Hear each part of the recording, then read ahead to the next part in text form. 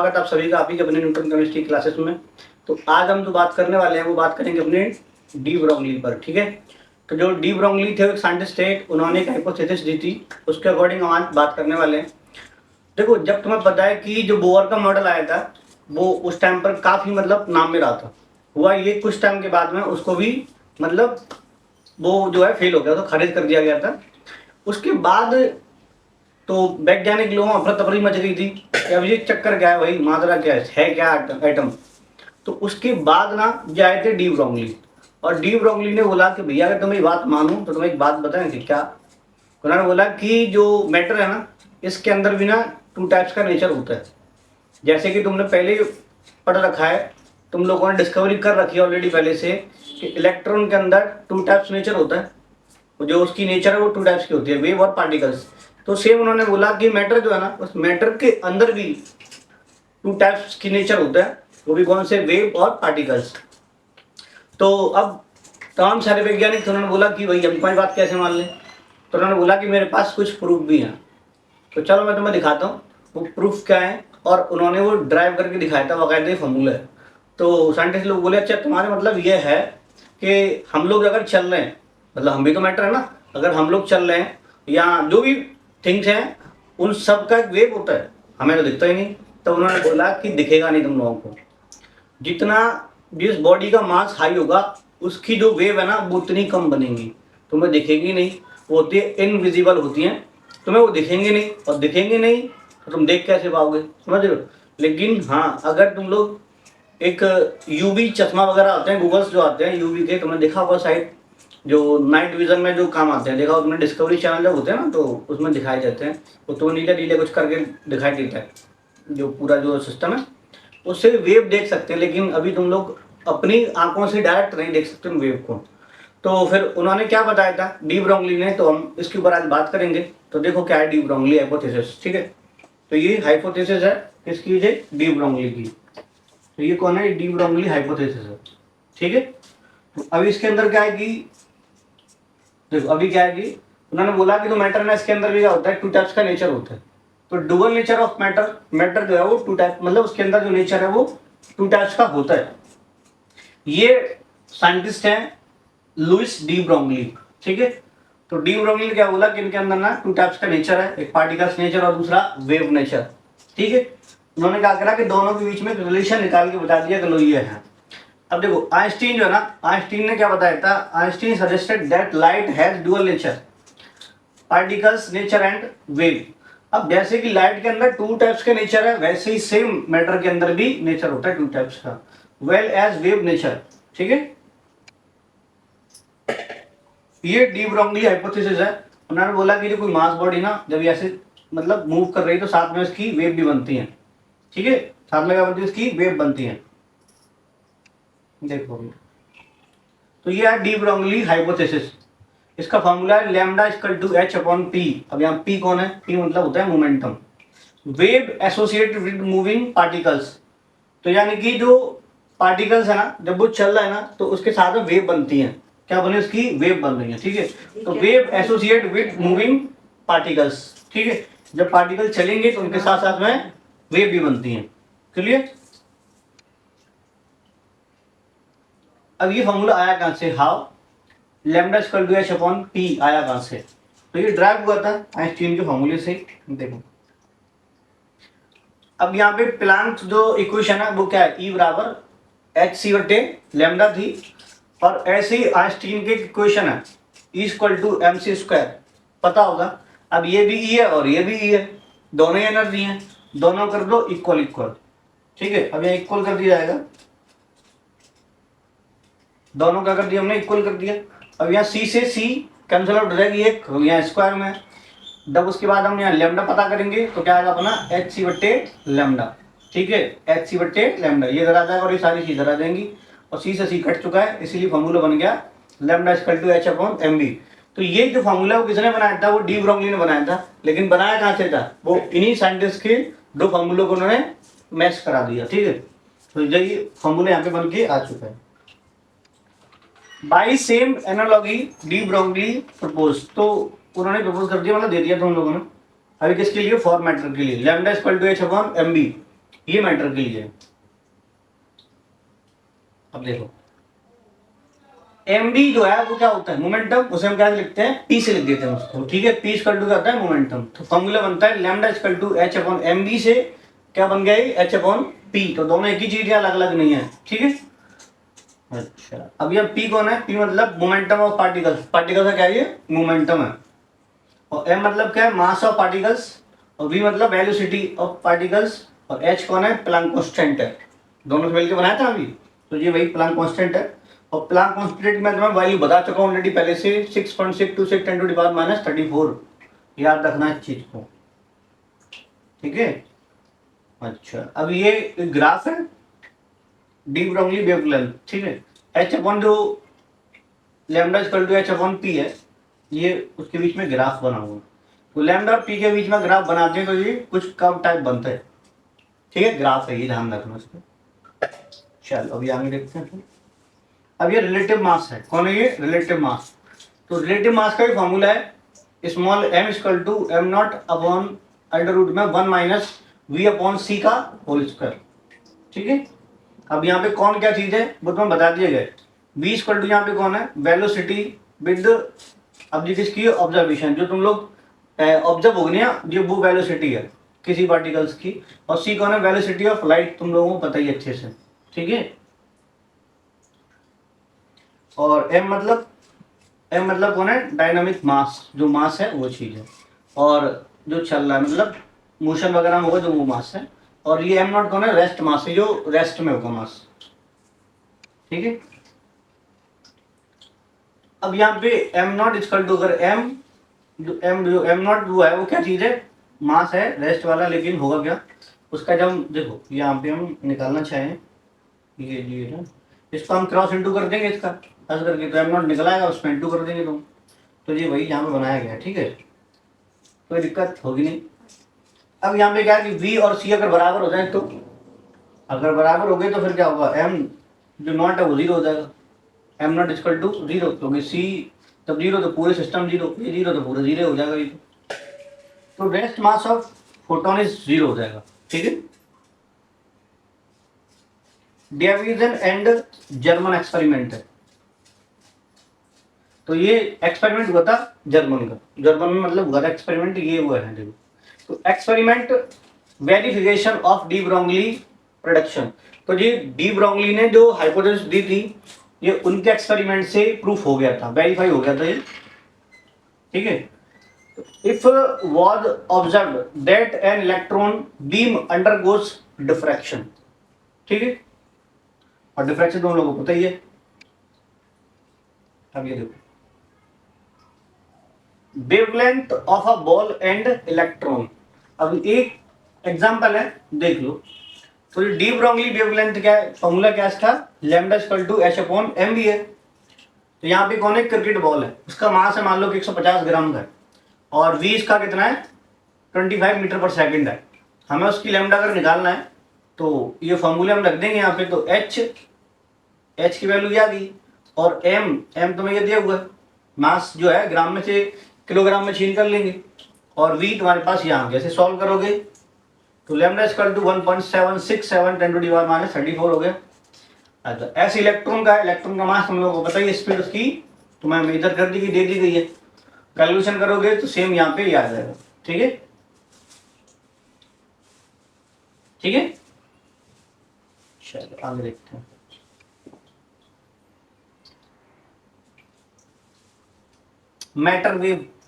Matter की wave है ये मैटर वेव, ठीक है। Wave nature can not be detect for microscopic object, समझ में आ रही है, तो जो वेव है उनको तुम जो मैक्रोस्कोपिक है ना, जो बड़ी बड़ी चीजें हैं उनकी वेव को तुम लोग नहीं देख सकते, ठीक है। मैक्रो मतलब बड़ी बड़ी चीजें, माइक्रो मतलब बहुत छोटी छोटी चीजें होती हैं। अभी जैसे मालूम है तुम लोगों को कैमरा है और रीबोर्ड है, जो सब कुछ है ये क्या है, सब सब मैक्रो में आता है, ठीक है। और जो छोटी छोटी चीजें दिखाई नहीं देती हैं, इलेक्ट्रॉन है प्रोटॉन है सेल्स है, ये सब क्या है ये माइक्रो में आती हैं, ठीक है। Because its wavelength is too shorts due to larger mass, ठीक है। तो इनकी जो वेवलेंथ है ना बहुत ज्यादा शॉर्ट होती है, इसलिए तुम देख नहीं सकते। तो मैंने बताया तुम लोगों को भी कि जिसका मास ज्यादा होगा उसकी वेवलेंथ उतनी कम बनेगी, तो लैम्डा प्रोपोर्शनल 1/m, यानी कि इसे हम लैम्डा एंटी प्रोपोर्शनल m इसको बोल सकते हैं। तो यानी कि अगर मास ज्यादा होगा तो वेवलेंथ ऑटोमेटिकली कम हो जाएगी, और यदि ये कम होगा तो फिर ये ज्यादा हो जाएगा। ठीक है, जब ये ज्यादा होगी, वेवलेंथ ज्यादा होगी तो हमें दिखाई देगा, और छोटी होगी तो दिखाई नहीं देगी। सिंपल सी बात है। अब ये बात करें तो डी ब्रोगली इक्वेशन जो है वो, और काइनेटिक एनर्जी जो है, तो काइनेटिक एनर्जी का फॉर्मूला पता ही होगा। काइनेटिक एनर्जी को हम लिखते हैं कैसे, के ई से, और के मतलब होता है क्या, हाफ एम बी स्क्वायर। क्या होता है ये, हाफ एम बी स्क्वायर। ठीक है, तो यहाँ पे हम लोग देखते हैं, तो ये है क्या, काइनेटिक एनर्जी यानी के ई, और के ई मतलब क्या होता है, हाफ एम बी स्क्वायर। ठीक है, तो यहाँ ये देखो, मैं इस 2 को इधर ले जाऊं तो हो जाएगा 2 के ई हो जाएगा इधर। ठीक है, और ये कौन है, एम बी स्क्वायर। समझ में आ रहा है। अब देखो, multiplying both side by mass m and, मतलब ये दोनों साइड हमने मास से इंटू कर दिया। ठीक है, देखो 2 तो पहले इधर आ गया, यहाँ पे आ गया। ठीक है, बचा कौन इसमें, एम बी स्क्वायर बचेगा ओनली। दोनों तरफ हमने एम से इंटू कर दिया, तो इधर ये एम आ गई, उधर हो गया क्या, एम स्क्वायर हो गया तुम्हारे पास। ठीक है, अब यहाँ हमने क्या निकाल लिया, एम बी, तो एम बी स्क्वायर टू ये फॉर्मूला तुम्हारे पास बन के तैयार हो जाएगा इधर। ठीक है, क्योंकि यहाँ पे देखो जो रूट है ना, मतलब ऐसे कर दो कि हमने दोनों साइड में अंडर रूट ले लिया। ठीक है, जब रूट लेंगे तो स्क्वायर यहाँ से कट हो जाएंगे, यहाँ कट हो गए तो यहाँ पे ओनली क्या आ जाएगा, अंडर रूट आ जाएगा। तो ये बन गया क्या, m b square to under root में 2 के ई एम, और के मतलब कौन है यहाँ पे, काइनेटिक एनर्जी, है एम मतलब कौन है, मास। ठीक है, तो डी ब्रोगली इक्वेशन क्या थी, lambda equal to h upon m b और equal to h upon p. ठीक है, और अभी हमने बनाया था, हम लोग दिखाया था मैंने। अब यहीं से अगर तुम्हें लैम्डा पता करना है, ठीक है, तो ये लैम्डा पता करेंगे, इसका फॉर्मूला ही बन जाएगा, दोनों को मतलब इसकी जगह रख देंगे, हो जाएगा lambda equal to h upon under root में 2 के ई और एम।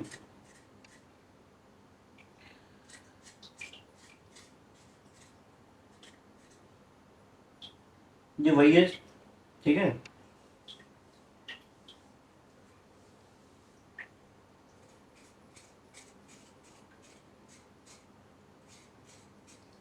अब इसमें कौन क्या चीज है वो देख लो एक बार।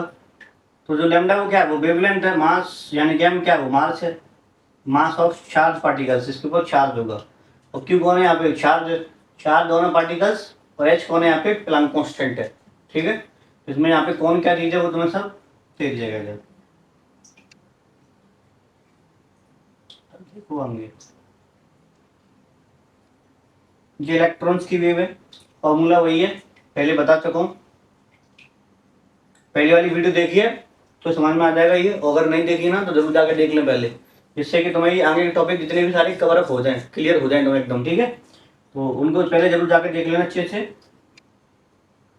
अब ये हैं हाइजेनबर्ग, तो ये हाइजेनबर्ग जो साइंटिस्ट हैं, उन्होंने बोला कि अगर तुम लोग इलेक्ट्रॉन की एक ही टाइम पर पोजीशन और मोमेंटम पता करते हो तो पता नहीं कर पाओगे, क्योंकि इसमें कुछ ना कुछ गलतियां जरूर होंगी। ठीक है, क्योंकि वेव है, अब वेव तो भैया बहुत तेज चलेंगी, अब जब बहुत तेज चलेंगी तो क्या होगा इसमें कि अगर तुम एक टाइम पे उसकी पोजीशन पता कर रहे हैं तो तब तक वो निकल के भाग जाएगा वहां से, तुम उसका जो वेलोसिटी पता नहीं कर पाओगे, मोमेंटम पता नहीं कर पाओगे। अगर तुम मोमेंटम पता करते हो तब तक उसकी स्थिति चेंज हो जाएगी, उसकी पोजीशन चेंज हो जाएगी। तो उन्होंने बोला कि एक टाइम पे तुम दोनों पता नहीं कर सकते, ध्यान रख लेना, ये गलत ही आएगा हमेशा।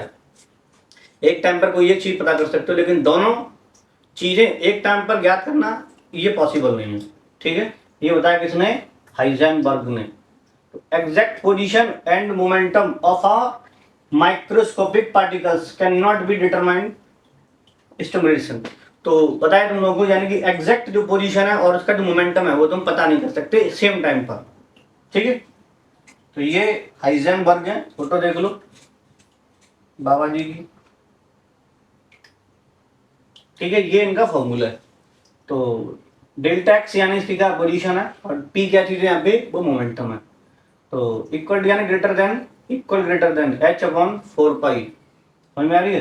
तो ये हमेशा तुम लोग इसमें मिस्टेक करोगे, साइंटिस्ट ने पहले ही बोल दिया था, एक टाइम पर केवल एक ही चीज पता कर सकते हैं, दोनों चीजें पता नहीं कर सकते हैं, ये उसका फॉर्मूला है।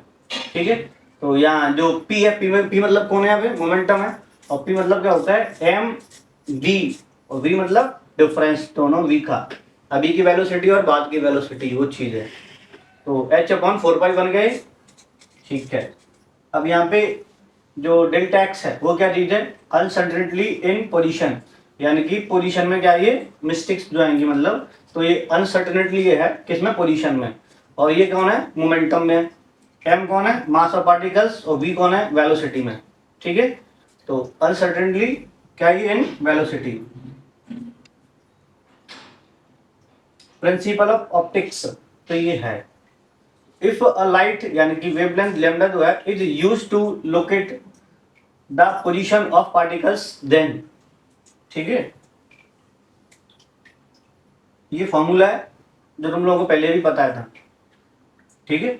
Minimum error in the position measure delta x होता है, जो कि लैम्डा के इक्वल नहीं होगा, ठीक है।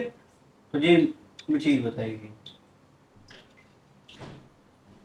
अब यहाँ देखो, तो डेल्टा एक्स इक्वल टू कौन है, वो लैम्डा है फॉर अकरिंग अकरेट पोजीशन। अब यहाँ पे देखो, जो डेल्टा एक्स 0 है उससे अगर लैम्डा पता कर रहे हैं हम लोग, तो फॉर फोटोन के लिए, मतलब फोटोन के लिए, तो E equal to h c बट्टे लैम्डा था। अब ये आगे देखना, ये देखो, हाई एनर्जी फोटोन पार्टिकल जो है अगर किसी पे स्ट्राइक करता है तो डेल्टा पी, यानी कि पी मतलब मोमेंटम, उसका हाई होगा, ठीक है। सिमिलर सेम ऐसे ये भी है, मोमेंटम जब हाई होगा तो फिर इसका जो पोजीशन है वो भी इसकी हाई हो जाएगी, भाई स्थिति है ना, वो तो होनी है। ये देखो, ये फॉर्मूला है किसके लिए, इलेक्ट्रॉन के लिए, ठीक है। अब यहाँ delta x m delta v और इक्वल ग्रेटर देन h/4 अब यहाँ देखो, h की वैल्यू पता है तुम लोगों को, 4 पता ही है, पाई की वैल्यू पता ही है, और ये कौन है, इलेक्ट्रॉन का मास है, ठीक है। इलेक्ट्रॉन कौन है, ये मास है। तो यहाँ पे जो निकल के आएगा कैलकुलेशन करने के बाद में 10⁻⁴ मीटर स्क्वायर और सेकेंड इनवर्स, तो ये इसके इक्वल हो जाए, मतलब अप्रॉक्स में है, बिल्कुल फिक्स तो नहीं है, अप्रॉक्स यानी कि लगभग में है। वो इलेक्ट्रॉन के लिए था, ठीक है। अब यहाँ देखो, अगर मानो कि डेल्टा एक्स जो है वो 10⁻⁸ मीटर, और देन डेल्टा वी इसका कितना है, 10⁴, ठीक है। इसकी पोजीशन हाई अक्यूरेंसी होगी, और डेल्टा एक्स का क्या होगा, स्मॉल हो जाएगा। फिर अब ऐसी वेलोसिटी में है तो अनसर्टेन होगा, जो डेल्टा वी लार्ज होगा इसका, ठीक है। देखो, if delta v equal to 10⁸ metre per second, then जो डेल्टा एक्स है उसका कितना, 10⁴ मीटर अगर है, तो हम वेलोसिटी जो है वो हायर अक्यूरेंसी में होगी, डेल्टा वी स्मॉल होगा इसका। ऐसी पोजीशन में अगर ये वैल्यू रखते हैं तो हम यहाँ, मतलब डेटा तुम्हें जो ऑलरेडी पहले से कैलकुलेट करके तुम्हें दे दिया गया, तुम्हें ज़्यादा टेंशन लेने की जरूरत है नहीं, ठीक है, वरना तुम्हें खुद निकालने पड़ते। चलो, energy time variant of HUP, ठीक है। अब ये टाइम पीरियड मान रहे हैं, देखो, तो delta P upon delta T अब निकालोगे तो यहाँ से डेल्टा एक्स और डेल्टा टी आ जाएगा, फॉर्मूला बनाओगे तो इसका h/4, तो multiply and divided by delta T से अगर कर देंगे तो ये फॉर्मूला बन के तुम्हारे पास तैयार हो जाएगा, ठीक है। तो delta p upon delta t जो है वो क्या है, वो rate of change in momentum equal to f, ठीक है।